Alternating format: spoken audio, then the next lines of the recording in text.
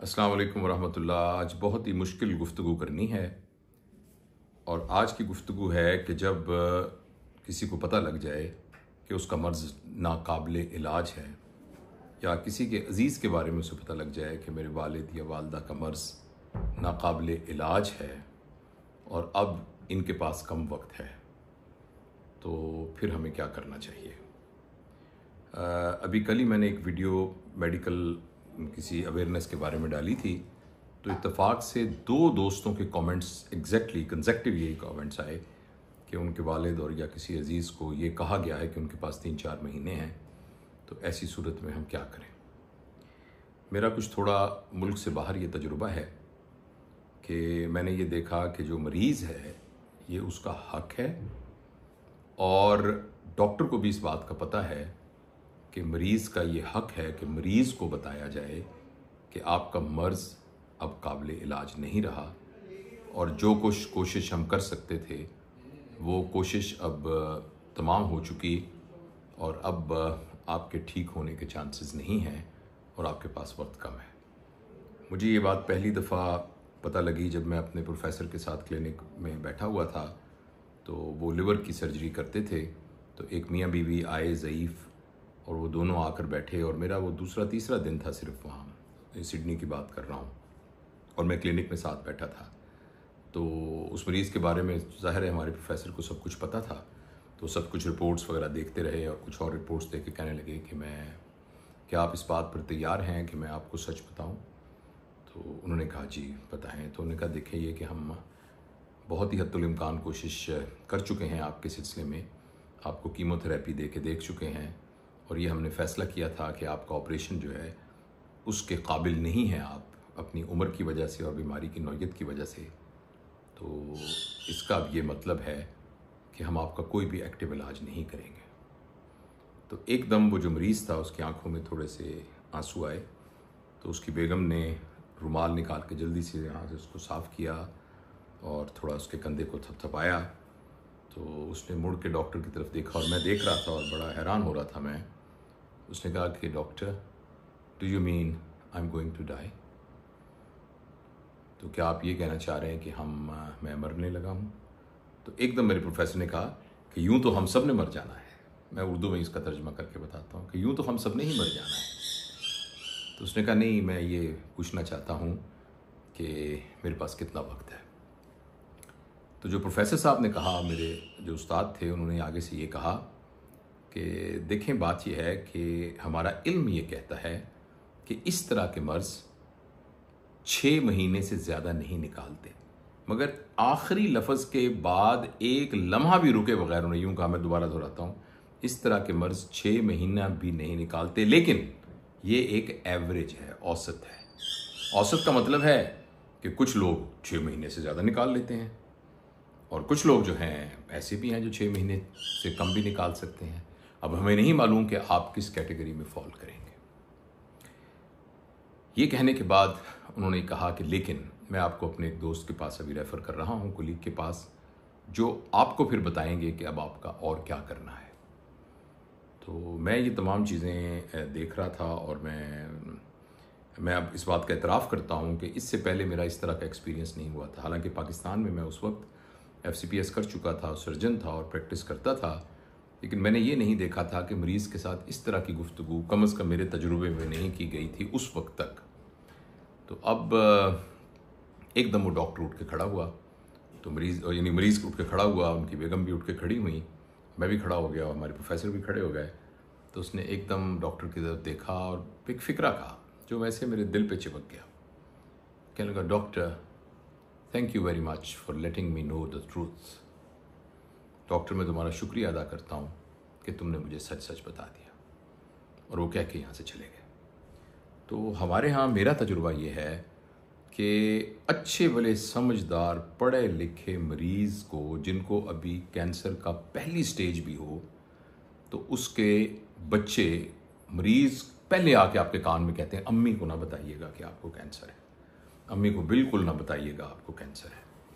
और अगर फ़र्ज़ करें उनका कोई ऑपरेशन करना हो, तो मैंने ये देखा है कि बहुत इवन पढ़े लिखे जो बुज़ुर्ग हैं उनके बच्चे जो हैं वो उनको कहते हैं अम्मी आपको ऑपरेशन नहीं कर रहे, हम आपका सिर्फ एक्सरे करने के लिए जा रहे हैं।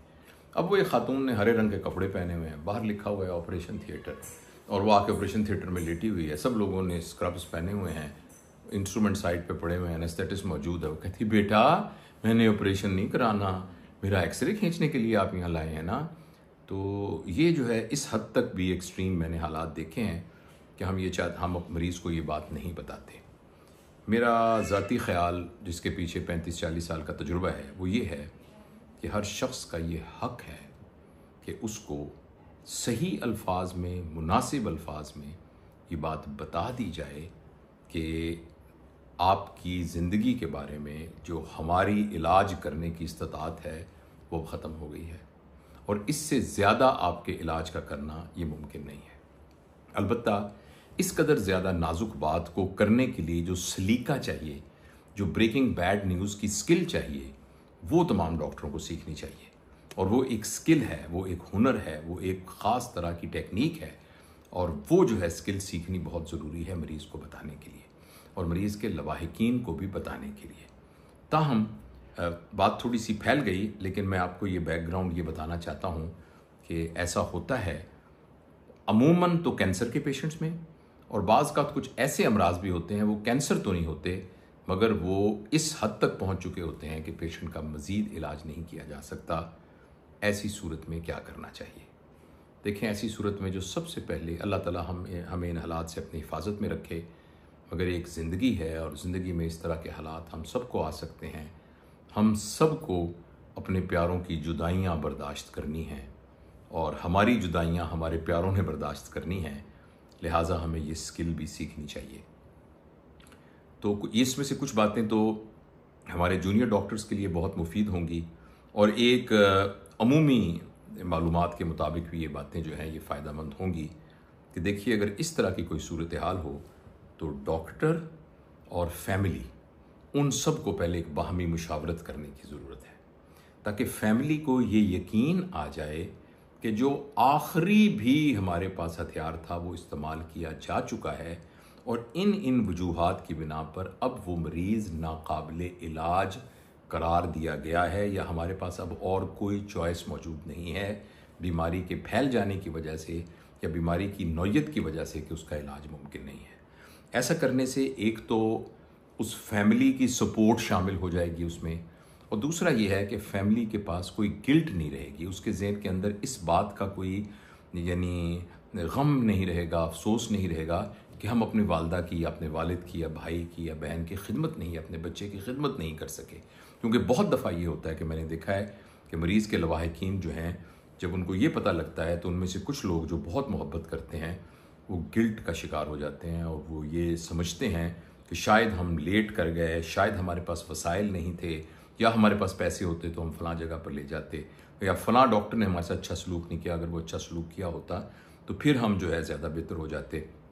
तो इसलिए फैमिली के साथ एक पूरा का पूरा कोऑर्डिनेट करना और फैमिली को ये सारी बात समझाना ज़रूरी है। पाकिस्तान में रहते हुए ये बात भी फैमिली के साथ मशवरा करके की जाए कि हमने किस हद तक इन्फॉर्मेशन मरीज़ को देनी है। मेरी ज़ाती कोशिश ये होती है कि मैं मुनासिब अल्फाज में उस फैमिली को कायल कर सकूं कि हम उस मरीज़ को बता सकें कि तुम्हारे पास कम वक्त है, मगर उसको किसी तरीके से इस तरह से बताएं कि उसके अंदर से नेगेटिविटी ना हो। और जैसे मैंने आपको अर्ज़ किया कि एक स्किल है और ये मोहब्बत के साथ किया जाए तो बाज़ दफ़ा बहुत ख़तरनाक बातें भी मरीज़ को बता देते हैं, तो मरीज़ उसको खुशी के साथ एक्सेप्ट कर लेता है। लेकिन अगेन मैं आपको ये बताता हूँ कि अगर हम फ़र्ज़ करें वेस्ट में हो या किसी और मुल्क में हों, तो और जिन थोड़ों से कुछ जगहों पे मैंने देखा है काम करके, तो मैंने वहाँ देखा है कि वहाँ तो आप सोच नहीं सकते कि आप मरीज़ को ना बताएं। अगर आप मरीज़ को नहीं बताएंगे तो ये मरीज़ के लिए ना ये जुर्म होगा, एक अनएथिकल होगा। लेकिन हमारे यहाँ ये बात अभी भी मैं ये समझता हूँ हमारे सोशल रीजंस की वजह से हमें अपनी फैमिली, मरीज़ की फैमिली के साथ मिलकर फिर ये फैसला करना चाहिए कि मरीज़ को किस हद तक ये बात बताएं। लेकिन बहरहाल ये मैसेज ज़रूर कन्वे कर दें कि अब हम आपका उस शिद्दत के साथ इलाज नहीं कर पाएंगे, क्योंकि ऐसा करना मुमकिन नहीं। उसके बाद अब मरीज़ की हाल, अब लेकिन आखिर मरीज़ का करना क्या है? देखें, अब हमारे पास जो एम है ना, वो फ़ौरन फैमिली का और डॉक्टर का जो इलाज करने का ऑब्जेक्टिव है, जो मंशा है, वो चेंज हो जाता है। पहले तो हम बीमारी का इलाज करने के लिए हम सब कुछ कर रहे होते हैं, लेकिन जब हम ये फैसला कर लेते हैं तो हम बीमारी के इलाज को दूसरे नंबर पर करते हैं और मरीज़ की इज़्ज़त, उसका ऑनर, उसकी डिग्निटी, उसकी सहूलत, उसका ज़िंदगी का आसान होना और ज़िंदगी का काबिल बर्दाश्त होना, दर्द के बग़ैर होना, तकलीफ़ के बग़ैर होना, इन चीज़ों पर तवज्जो देते हैं। हम ये चाहते हैं कि मरीज़ जो है वो कम से कम तकलीफ़ के साथ अपना ये वक्त गुजारे। और इस सिलसिले में ये बात घर में भी हो सकती है, ये बात स्पेशल हॉस्पिटल की वार्ड्स में भी हो सकती है, और कुछ माशरों में हॉस्पाइस सेंटर्स भी होते हैं। हॉस्पाइस सेंटर वो सेंटर होते हैं कि जहाँ मरीज़ अपनी ज़िंदगी के आखिरी दिन गुजारने के लिए बाकायदा आखिरी दिन गुजारने के लिए जाता है। उसे पता है कि मैं अब जा रहा हूँ तो यहाँ से फिर मेरी लाश ही और मेरी डेड बॉडी ही वापस आएगी। हॉस्पाइस सेंटर होते हैं, मगर इसके लिए हमें शऊरी तौर पर काफ़ी ज़्यादा अभी तरक्की करने की ज़रूरत है। अच्छा, इसमें देखिए सबसे अहम बात यह है कि फैमिली का और अपने प्यारों का बहुत रोल बनता है कि इन आखिरी दिनों में वो उसके करीब रहें। जितना हद्दुल इम्कान वक्त यानी हद्दुल इम्कान कोशिश करें कि मरीज़ को अकेला ना छोड़ें और उस दौरान उनसे खुशगवार बातें करें। उनके पुराने कोई दोस्त आ सकते हैं तो उनसे मिलें और उनके साथ उनको मसरूफ़ रखें। उनकी नींद का पूरा ख्याल रखा जाए। लिहाजा अगर एक मरीज़ को नींद नहीं आ रही तो इस बात से बेखौफ होकर के वो दवाइयों के आदी बन जाएंगे या नशे की दवाइयाँ लेंगे, उनकी नींद को पूरा करने की ज़रूरत है। अगर पेशेंट को मिसाल के तौर पर खुराक का मसला हो रहा है तो हमें डाइटिशियन से पूछकर इस तरह का खुराक का पैटर्न बनाना होगा कि चाहे हम थोड़ी थोड़ी खुराक मरीज़ को देते रहें मगर मुसलसल खुराक देते रहें। बाज़ औक़ात ऐसा होता है कि मरीज़ खाना नहीं खा सकता, क्या जो उसको बीमारी है उसकी नौयत ये होती है कि खाना निगला ही नहीं जा सकता, मसलन खुराक की नाली का कैंसर है, मुंह का कहीं का कैंसर है, तो ऐसी सूरत में बाज़ औक़ात नाक की नाली भी डाली जाती है नाक के ज़रिए, जिसके ज़रिए से मरीज़ को खुराक दी जाती है। तो उसके लिए भी हमें डॉक्टर की से राय लेकर खुराक का ख्याल रखना ज़रूरी है। इसी तरह मरीज़ के पेशाब पखाने का ख्याल रखना और वक़्त के ऊपर उस सारे की मैनेजमेंट करना। सबसे बेहतर तो ये होता है कि मरीज़ ख़ुद बाथरूम में जाकर कर सके, लेकिन बाज़ औक़ात ये होता है कि मरीज़ को पेशाब की नाली भी लगाई जा सकती है। बाज़ औक़ात ऐसा भी होता है कि उसको पैम्पर लगाना पड़ता है और बाज़ औक़ात ऐसा भी होता है कि वक्ती तौर पर यानी पखाने का रास्ता जो है वो पेट पे बनाना पड़ता है, जिसे क्लोस्टमी कहते हैं, क्योंकि हो सकता है बीमारी इस किस्म की हो जिसमें पखाने का रास्ता ही बंद हो। तो ऐसी सूरत में इन तमाम चीज़ों की निगहदाश्त करना और उसको सीखना और उसके लिए प्रॉपर एक्सपर्टीज़ हासिल करना और मदद हासिल करना, ये सब चीज़ें ज़रूरी हैं।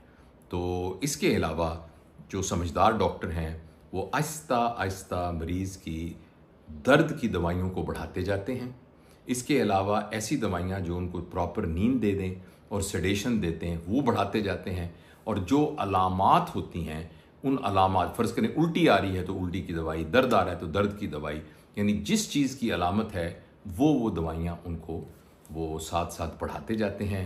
सबसे अहम बात फैमिली के लिए ज़रूरी है कि उस दौरान मरीज़ के लिए